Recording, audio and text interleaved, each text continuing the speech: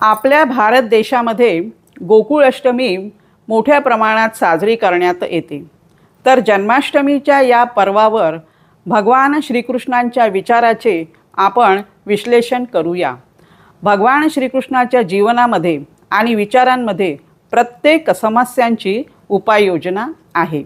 तसेच आजच्या कलियुगामध्ये देव आणि दानव हे कुठे राहत आहे तर याची सुद्धा माहिती आपण आज जाणून घेणार आहोत। तर व्हिडिओ शेवटपर्यंत पहा। आवडल्यास सबस्क्राइब करा, लाईक करा, कमेंट करा। चला तर मग आता आपण व्हिडिओला सुरुवात करूया। नमस्कार, मी प्राध्यापिका पद्मजा पुनसे निंगोट आपले मनपूर्वक स्वागत करते। आज बघा की आपल्या देशामध्येच महिलांविरुद्ध अशा कितीतरी घटना घडत आहेत। महिलांवर अत्याचार तर होतच आहे, पण त्यांची तक्रार सुद्धा नोंदवून घ्यायला कुणीही तयार नाही, असंही वातावरण आपण बघत आहोत। जगामध्ये अनेक युद्ध होत आहे, जसे की रशिया आणि युक्रेनचं युद्ध, इस्रायल आणि गाझा आणि इराणचं युद्ध। कितीतरी वर्षांपासून हे युद्ध सुरू आहेत। आजचा तरुण आपल्या देशातील हा बेरोजगार आहे, त्यामुळे त्याच्यामध्ये डिप्रेशन आलेलं आहे। तसेच कुणी जवळची व्यक्ती कुणाला सोडून गेली, तुम्हाला व्यवसाय तुमचा मागे आला किंवा तुमचा व्यवसाय बंद पडला, नोकरीतून तुम्हाला कमी करण्यात आलं, तुमचा अपमान झाला, तर या सर्व समस्यांची उपाययोजना ही भगवान श्रीकृष्णांच्या विचारांमध्ये आहे। भगवान श्रीकृष्णांचा जेव्हा जन्म झाला तेव्हा मृत्यू त्यांच्या जवळच होता। जन्म झाल्याबरोबरच त्यांचे आईवडील त्यांच्यापासून दूर गेले। त्यांची आई देवकी आणि वडील वासुदेव हे त्यांच्यापासून दूर गेले। नंतर नंदबाबा आणि यशोदामाई ह्याही त्यांच्यापासून दूर गेल्या।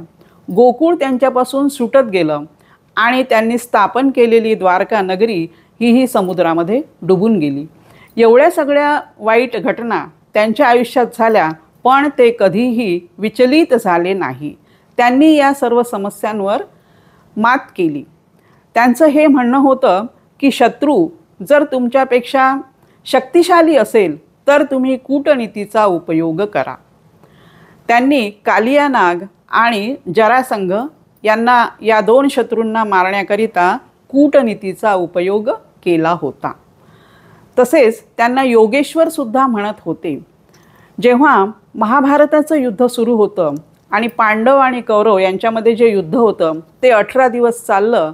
पांडव फक्त 5 होते आणि कौरव हे 100 होते। म्हणजे त्यांचं म्हणणं हे होतं की संख्येला महत्त्व नाही, पण तुम्ही कोणती नीती वापरता, साहस, त्यानंतर शस्त्र, कोणत्या व्यक्तीच्या हाती तुम्ही शस्त्र देता याला जास्त महत्त्व असते। आणि ही अशी तुम्ही कूटनीती आखूनही युद्ध जिंकू शकता। तर त्यांना योगेश्वर म्हणत होते।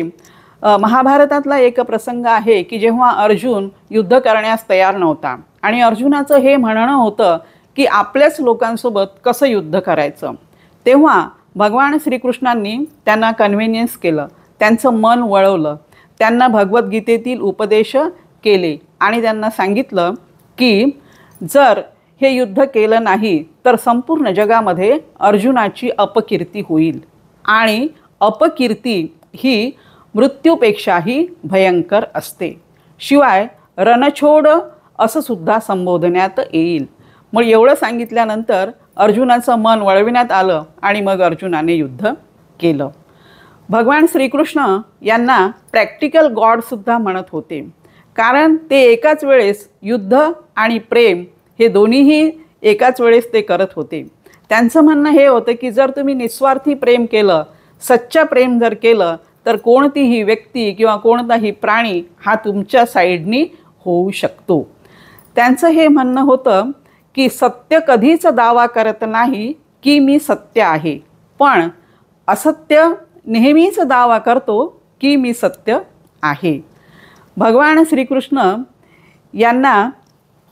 यांनी जे म्हणजे जरासंध आणि कालिया नाग यांच्यासाठी कूटनीती वापरून त्यांनी त्यावर तर विजय मिळवलाच आहे, पण त्यांनी नातेसंबंध कसे जोपासायचे हे सुद्धा आपल्याला सांगितलं आहे की यशोदामाई आणि नंदलाला तसेच गोपिका म्हणजे रिलेशन मेंटेन कसे करायचे हे त्यांनी त्यांच्या जीवनातून आपल्याला दाखविले आहे. आणि आज जर आपल्याला कुटुंब चालवायचं असेल तर रिलेशन मेंटेन करणे हे अतिशय गरजेचे आहे.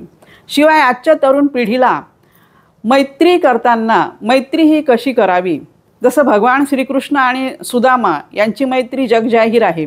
त्यांनी मैत्रीमध्ये ऊच नीच गरीब श्रीमंत असं कधीच पाहिलं नाही. नाहीतर आता बघा तुम्ही की मैत्री करताना स्टेटस बघितलं जातं, बँक बॅलन्स, गाडी, बंगला एवढंच काय तर सौंदर्यसुद्धा बघून मैत्री केली जाते. म्हणून निस्वार्थपणे जर मैत्री करायची असेल तर श्रीकृष्ण आणि सुदामा यांचं उदाहरण आपण डोळ्यासमोर ठेवायला पाहिजे. भगवान श्रीकृष्णांनी जेव्हा जे युद्ध सुरू होतं, महाभारताचं युद्ध, हे सर्वांनाच माहिती आहे. आणि युद्ध हे 18 दिवस चाललं. त्यामध्ये कौरव आणि पांडवांमध्ये युद्ध होतं आणि पांडव हे 5 होते आणि कौरव हे 100 होते. परंतु कौरवांनी युद्ध जिंकलं. मग युद्ध झाल्यानंतर कौरवांची जी आई होती त्या कौरवांच्या आईचं गांधारीचं असं म्हणणं होतं की जर श्रीकृष्णाच्या मनात असतं तर हे युद्ध थांबू शकलं असतं. पण श्रीकृष्णाने युद्ध थांबवलं नाही. त्यामुळे कुरुवंशाचा नाश झाला. म्हणून गांधारीने श्रीकृष्णांना शाप दिला होता की बाण लागून श्रीकृष्णाचा मृत्यू होईल. आणि जेव्हा हे यदुवंशातील यादव वंशातील सर्व लोकांना समजलं, त्यांना कळलं, तेव्हा यदुवंशातील लोक हे आपापसात भांडायला लागले आणि त्यांचा नाश झाला. आणि शेवटी बाण लागून श्रीकृष्णसुद्धा पृथ्वीलोक सोडून गेले. आणि ही बातमी जेव्हा म्हणजे युधिष्ठिर यांना समजली तेव्हा त्यांनी राजपाट त्यागण्याचा निर्णय घेतला.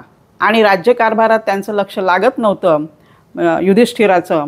तेव्हा त्यांनी काय केलं, युधिष्ठिरांनी, जे धर्मराज युधिष्ठिर होते, त्यांनी अर्जुनाचा मुलगा अभिमन्यू आणि अभिमन्यूचा मुलगा परीक्षित याच्याकडे राज्यकारभाराची पूर्ण सूत्रे त्यांनी सोपविली आणि ते स्वर्गाच्या दिशेने जायला लागले.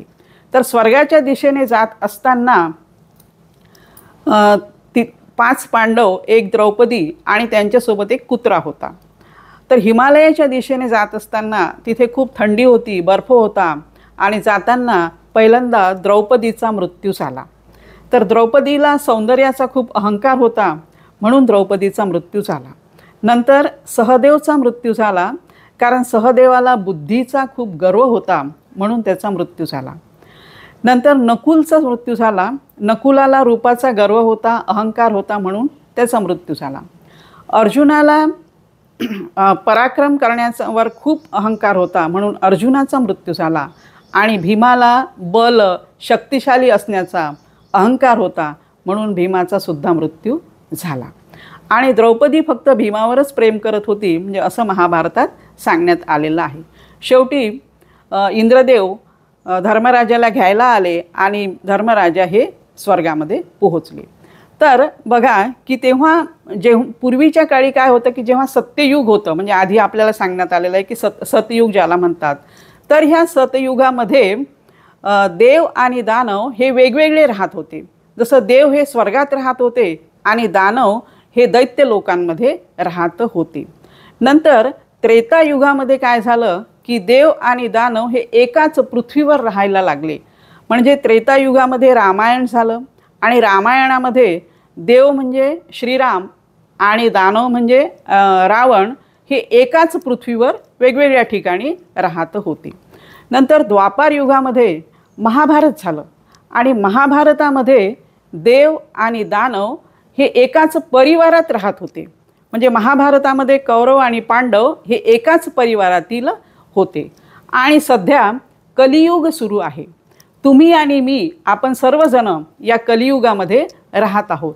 तर या कलियुगामध्ये देव आणि दानव हे एकाच व्यक्तीमध्ये आहेत.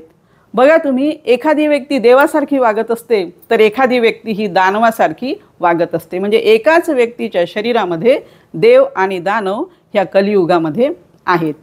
तर भगवान श्रीकृष्णांचे जे विचार होते त्यांच्यामध्ये त्यांनी नेतृत्व, नैतिकता, समयसूचकता, त्यानंतर दूरदृष्टिकोन आणि स्वार्थ न ठेवणे म्हणजे निस्वार्थपणा, हे जे त्यांचे होते वैशिष्ट्य, हे आपल्याला अगदी घेण्यासारखे आहे.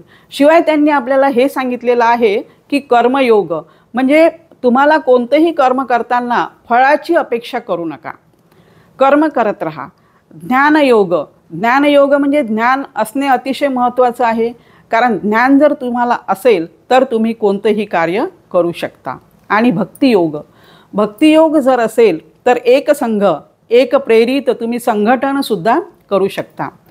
त्यानंतर भगवान श्रीकृष्णांना माखनचोर म्हणत होते.